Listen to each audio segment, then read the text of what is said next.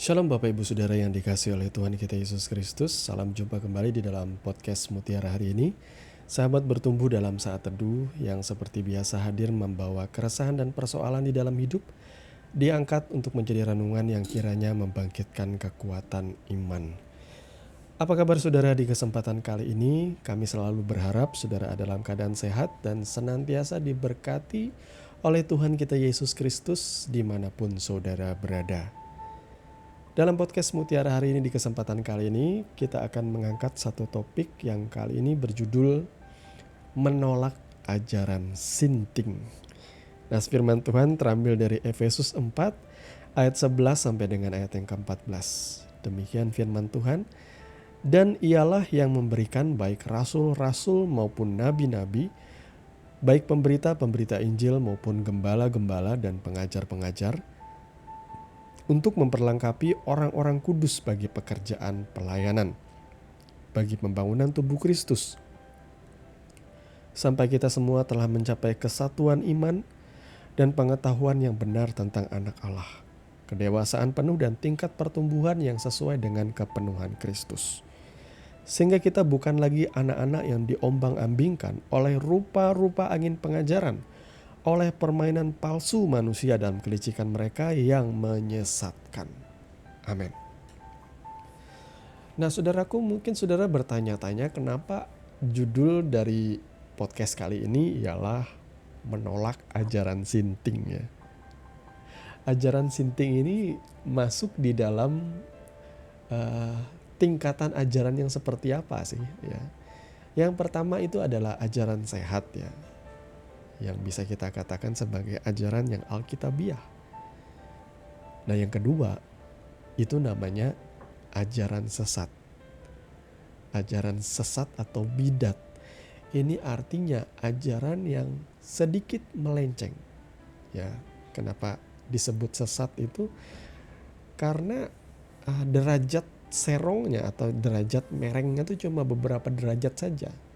Dengan kata lain, penyesatan itu sebenarnya tidak terlihat seperti penyesatan. Kelihatannya seperti benar-benar aja, kelihatannya lurus-lurus aja. Kelihatannya kok ya alkitabiah. Tapi ternyata setelah dicek and recheck dengan serius, dengan teliti, ternyata itu adalah ajaran yang menyimpang atau sesat, saudara ya. Seperti itu. Dan di bawah ajaran sesat, nah ini yang saya sebut dengan ajaran sinting ya. Ajaran sinting ini ialah ajaran yang buat saya itu cenderung halu ya. Ya seperti kalau di Indonesia, kalau saudara pengen tahu ya, padanan daripada ajaran sinting itu ialah sama dengan Sunda Empire ya. Itu buat saya ya. Karena Sunda Empire itu betul-betul halu ya. Jadi ajaran sinting itu ajaran yang sudah nyata-nyata salah tetapi masih tetap aja diyakini. Dan orang-orang yang meyakininya ini sebenarnya maaf ya, kelihatan saudara adalah orang yang tidak terdidik dalam kebenaran, tapi saudara terdidik dalam kehaluan ya. Contohnya ialah kebanyakan orang yang Kristen seperti ini adalah orang Kristen yang lebih mengutamakan akan mendengarkan suara roh ketimbang mereka bertekun di dalam membaca dan merenungkan firman Tuhan. Saya tidak menolak ya, pekerjaan Roh Kudus itu saya tidak menolak. Tapi saya meyakini tidak semua orang yang mengejar suara roh itu memang betul-betul mendengarkan suara Roh Kudus. Karena setahu saya Roh Kudus itu berbicara melalui kebenaran firman-Nya.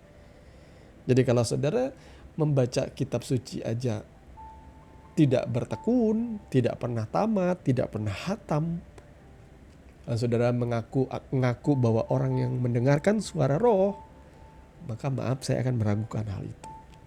Ya. Ajaran sinting ya, contoh dari ajaran sinting itu ialah ajaran halu ini ya. Mereka tuh suka bagaimana ya, suka kepada tanda-tanda alam seperti itu. Contohnya ya, beberapa waktu kemarin saya agak tersenyum melihat postingan salah seorang pengikut ajaran sintingnya.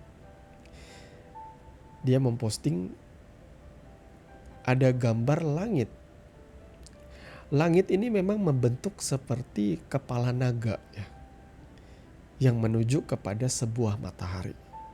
Wah. Lalu dibikinlah captionnya. Inilah nubuat. Wah, firman Tuhan. Suara roh berkata bahwa iblis atau setan bekerja seperti itu dan sebagainya.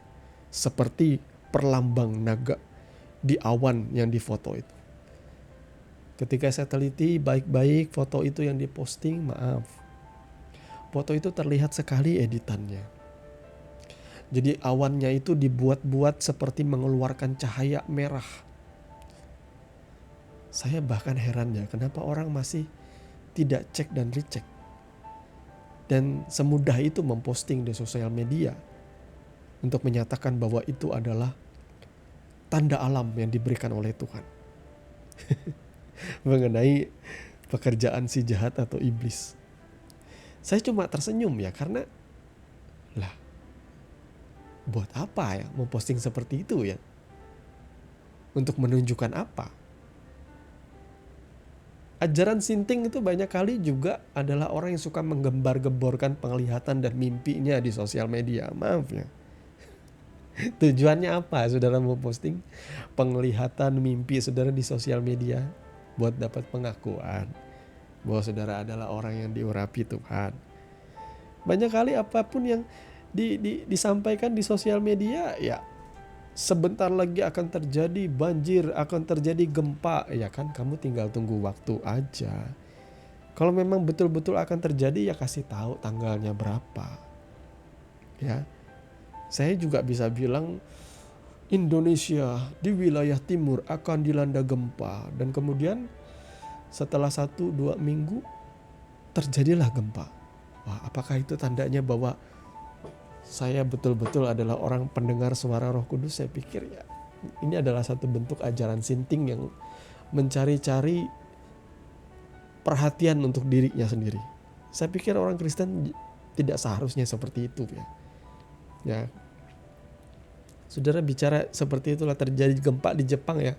Gempa di Jepang hampir terjadi setiap hari saudara ya. Itu adalah fenomena alam yang biasa aja terjadi ya. Mari jadi orang Kristen jangan seperti itulah. Jangan seperti halu-halu ngeroh-roh yang gak jelas seperti itu saudara ya. Ada beberapa lagi ajaran sinting yang buat saya yang begitu mengganggu ya hari-hari ini. Ya, ini bicara soal microchip lagi-lagi. Ini adalah isu yang dibawa dari akhir tahun 90-an ya.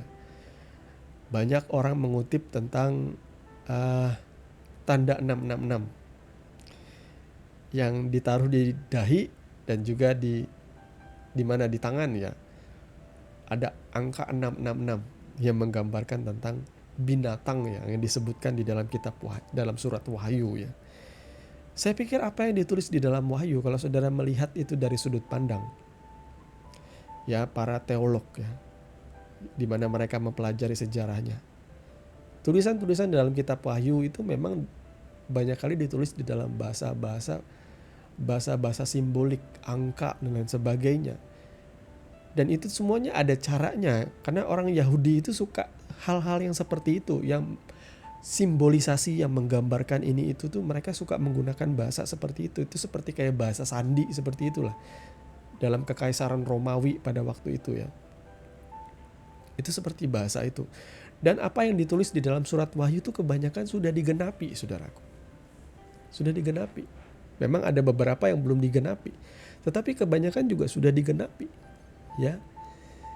Sehingga kita tidak perlu memikirkan yang aneh-aneh mengenai tanda itu ya. Yang ada disangkut pautkan dengan chip yang ditanamkan di bawah kulit lah. Barcode lah, dulu barcode ya. Saya ingat dulu ada selebaran yang dicetak oleh orang mengenai gerakan 666 atau antikristus ya. Padahal kalau saudara melihat dalam kedewasaan saudara berpikir ketika saudara membaca, merenungkan firman Tuhan hari demi hari, bagi saya kekristenan itu bukan simbolisasi seperti itu lagi. Ya, kekristenan itu soal iman. Kita mengikuti Tuhan. Kekristenan itu soal karakter yang dibentuk oleh Tuhan. Kekristenan itu soal kebenaran, bukan halu ya, bukan sesuatu ajaran-ajaran yang seperti itu, saudaraku ya, yang gak jelas seperti itu. 2-3 tahun terakhir sejak pandemi ya, COVID-19, ada lagi ajaran sinting yang mulai berbicara. Mereka berkata bahwa vaksin COVID itu adalah tanda 666. Saya sangat heran sekali. Begitu bodoh dan begitu sintingnya orang-orang berpikir seperti ini ya. Bisa-bisanya mengaitkan vaksin COVID-19 dengan 666. Bahwa dikira COVID-19 itu adalah sebuah konspirasi. Kalau itu sebuah konspirasi, saudara bisa lihat di rumah sakit atau tempat-tempat yang ditunjuk menjadi tempat karantina.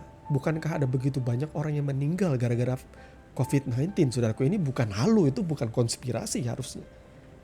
Ya. Harusnya saudara melek. Bangsa-bangsa lain, tidak cuma Indonesia, juga mengalami hal yang sama. Bahkan seperti wabah hitam yang terjadi di zaman-zaman dulu ya. Kemudian juga flu Spanyol yang begitu banyak membunuh manusia di masanya. Itu memang perlu vaksin loh, saudaraku. Anak-anak kecil aja ketika lahir ya, itu butuh divaksin. Lah kenapa nggak bilang anak-anak divaksin itu ditandai 666? Ini orang gimana ya, nggak masuk akal buat saya. Pemerintah sudah baik-baik punya program vaksinasi supaya menyelamatkan seluruh warga negaranya, supaya kita nggak mati sia-sia. Tapi masih ada orang yang berpikir seperti ini. Ini ajaran-ajaran sinting ini sudah keterlaluan. Makanya ada beberapa orang yang tidak menerima vaksin 1, 2, 3, bahkan booster 1, 2 tidak menerima. Loh, saya menerima semuanya dengan lengkap, saudaraku, sampai hari ini. Sampai booster 2 saya menerima. Terakhir tahun ini apa tahun kemarin gitu ya saya menerima. Kalau nggak salah sih tahun ini saya menerima booster yang kedua ya. Dengan itu dan final, beres semua. Kalau seandainya ada booster ketiga, oke, hayu aja saya. Saya orang ngerti firman. Saya sudah berapa kali menamatkan Alkitab suci. Saya mengikuti Tuhan dengan sungguh-sungguh. Tidak ada yang kurang dengan saya, pemahaman saya.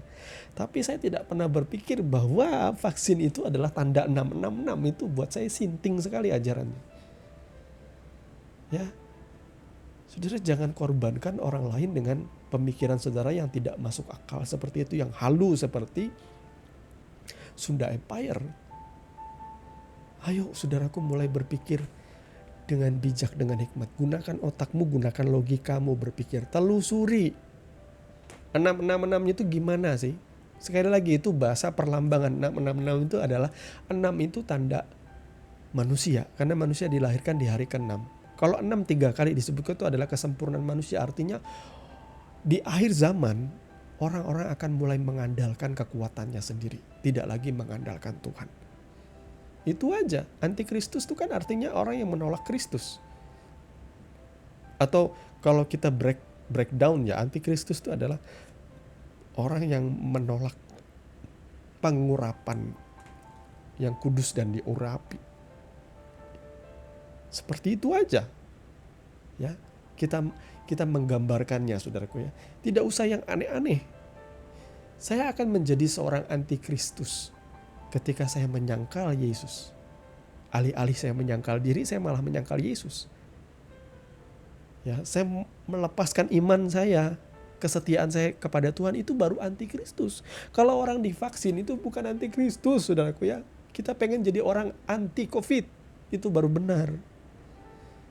Kalau saudara sudah diberikan vaksin gratis tapi itu tidak dimanfaatkan, dan saudara menyebarluaskan kepada orang lain, dan orang lain yang meyakini apa yang saudara sampaikan karena ikut-ikutan sinting, akhirnya sakit, terjangkit COVID dan akhirnya meninggal dunia, saudara bertanggung jawab atas nyawa orang itu karena kebodohan dan kesintingan saudara.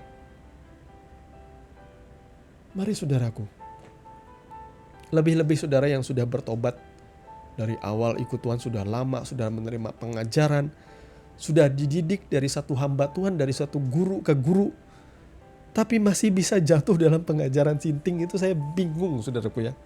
Saudara pernah membaca firman Tuhan gak sih? Saudara pernah belajar tidak sih kebenaran-kebenaran pokok? Bisa-bisanya saudara jatuh di dalam hal-hal halu seperti ini. Maaf ya, saya gregetan saudaraku. Saya berharap jangan ada di antara saudara jatuh kepada ajaran sinting. Kalau orang tersesat dengan ajaran sesat itu wajar aja sih sebenarnya ya. Makanya Yesus berkata bahwa kamu harus waspada akan serigala berbulu domba yang menyusup di tengah-tengah kamu. Tuhan ingatkan. Tapi Tuhan tidak pernah ingatkan akan ajaran sinting. Karena ajaran sinting itu saudara tidak perlu jatuh dalam ajaran itu. Itu sudah keterlaluan sekali bodohnya. Ya, saudaraku, mari Bapak Ibu Saudara, kenapa saudara diajak untuk tekun membaca, merenungkan firman Tuhan siang dan malam seperti pesan Musa kepada Yosua di awal ya, di dalam Yosua 1 ayat 8 ayat 9 tuh. Musa berpesan kepada Yosua supaya jangan engkau lupa merenungkan, memperkatakan Taurat siang dan malam. Supaya engkau bertindak hati-hati, itu tujuannya. Itu juga tujuan kita. Kenapa sih kita diajarkan supaya membaca, merenungkan dan memperkatakan firman Tuhan? Supaya kita ingat, memperkatakan itu lebih kepada kita sharing kepada orang lain ya. Bukan mengklaim janji Tuhan. Untuk minta-minta diberkati itu bukan mental anak Tuhan, jangan mental klaim-klaim. Kalau pengen dapat sesuatu ya kerja, bertekun ya, berusaha. Jangan klaim-klaim tiap hari. Bodoh kamu diajari oleh pendeta yang mengajarkan klaim-klaim janji Tuhan. Itu adalah anak-anak Tuhan pemalas buat saya. Saudara gak perlu klaim janji Tuhan ya. Di luar sana ada banyak orang yang gak mengklaim janji firman Tuhan. Mereka jauh lebih kaya daripada orang Kristen. Kenapa? Karena mereka gigih bekerja, giat, tekun, ulet seperti itu. Jadi Bapak Ibu Saudara, jangan lagi kita disesatkan oleh ajaran-ajaran sesat, lebih-lebih oleh ajaran-ajaran sinting di hari-hari ini. Tuhan Yesus memberkati firman-Nya. Mari kita berdoa. Bapa Surgawi, Bapa di dalam nama Tuhan Yesus, terima kasih karena Engkau sudah berbicara dan menyatakan isi hati-Mu. Kau mengajarkan kami lewat saat teduh kami bersama-sama Tuhan. Dan perenungan kami kali ini membahas supaya kami jangan menjadi bodoh dan mengikuti ajaran-ajaran yang sinting hari-hari ini. Biarkan kami belajar dan tekun membaca, merenungkan firman-Mu siang dan malam supaya kami bisa bertindak hati-hati dalam kehidupan ini Tuhan. Kami tidak mudah ditipu orang, kami tidak mudah disesatkan oleh ajaran-ajaran yang sesat, bahkan yang sinting yang berkembang hari-hari ini. Terima kasih Bapak, Engkau sudah berbicara dalam hidup kami percaya Kau memberkati kami, usaha pekerjaan kami, rumah tangga, keluarga kami Tuhan, senantiasa ada di dalam pandangan mata-Mu, di tangan-Mu, dalam pemeliharaan dan penyertaan-Mu. Kami bersyukur Bapa, Kau Allah yang baik, Kau Allah yang luar biasa. Di dalam nama Tuhan Yesus kami berdoa. Haleluya. Amin. Saudaraku yang dikasihi Tuhan, saudara sudah mendengarkan kebenaran firman yang kiranya boleh menjadi dasar dan kekuatan di dalam setiap kehidupan saudara. Sampai bertemu lagi di podcast Renungan Firman Mutiara hari ini yang berikutnya. Kasih karunia menyertai saudara sekalian. Shalom.